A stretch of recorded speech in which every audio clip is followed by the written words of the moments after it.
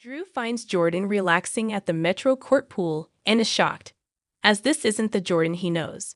She just finished a dumpster fire of a meeting, so Laura told her to take the day off. Drew admits he wants to get his last few days of relaxation and laps in before he announces his run for Congress, as his days are going to get crazy.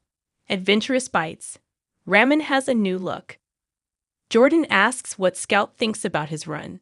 Drew hasn't told her yet, as he wants her to be a carefree kid for as long as possible before this hits the media. Jordan says this could be a big moment for the both of them, as he could take Scout on the road. She would learn about campaigning and politics, and people will love her. She notes a lot of people vote with their emotions. Curtis arrives and agrees Scout could be his secret weapon. Curtis and Drew decide to get in the pool and do their laps while Jordan soaks up the sun. Later, Drew thanks Curtis for all the great work he's doing at the wellness division. Curtis loves his work and says Drew just needs to focus on running as his opponent Chelsea Grimes, who is only in politics for what it can do for her. He wants to make sure Drew wins this. Nina arrives and tells Jordan she hopes she's enjoying herself. She spots Curtis with Drew and walks over to them. She tells Drew that something has come up, and he needs to know. She informs him about what happened with Blaze's mother, how the invader ran the initial article, and that the rest of the media is following suit to try to make this into a scandal.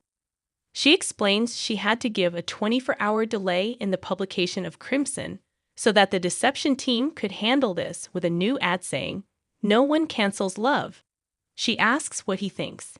Drew says this is a tough decision, but she made the right call, and he is impressed by the compassion she showed Blaze. He thinks it's worth the hit to the bottom line to show a message of tolerance. Curtis notes Nana is great with PR, and Drew could use her on his campaign. Jordan comes over with Drew's phone, saying his messages are blowing up. Drew reads them and says it's official. He is now Drew Quartermain. Dex continues to help Joss and Trina move in, and he can't believe how much stuff they have. He recalls everything he had fit in one backpack when he was in the army.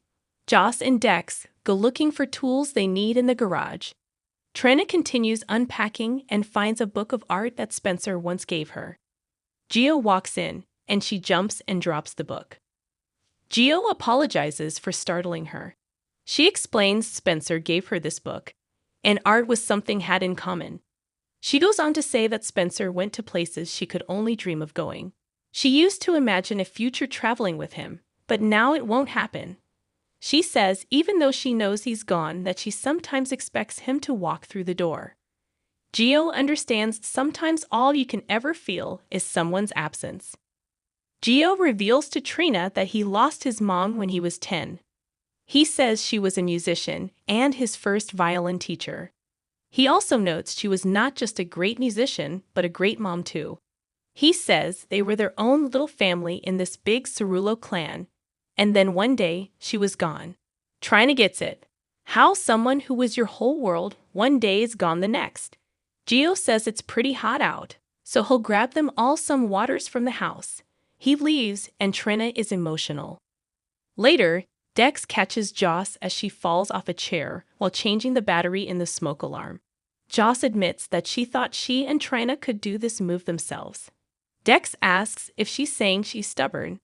She says she prefers to say she knows when someone has changed and when she needs to change, and that nobody is perfect. Dex says she comes pretty close, and they passionately kiss. She stops and says she doesn't want to rush this. Dex doesn't either. Well, he does, but he doesn't want to mess it up. Gio and Trina show up with bottles of water and interrupt Dex and Joss kissing. Later, Gio and Trina are alone and setting up the living room. Trina sings a bit, and Gio tells her that she's got a great voice, calling it her instrument. Trina thinks he's saying that because he's her friend. Gio doesn't say anything about music he doesn't mean. She asks who he listens to. He lists classical legends and asks her who her legend is. Trina tells him it's Aretha. After finally getting everything settled, Joss, Trina, Gio, and Dex toast to the new apartment. At Deception, Maxie and Brooklyn fume over the trolls, spamming their social media, and the customers who feel they've been lied to about Blaze's life. Maxie hates that any customers would think they wanted Blaze to hide who she was. They also feel for Blaze regarding her mother's words. Brooklyn mentions speaking to Blaze about coming out, but they know she couldn't because of her mother.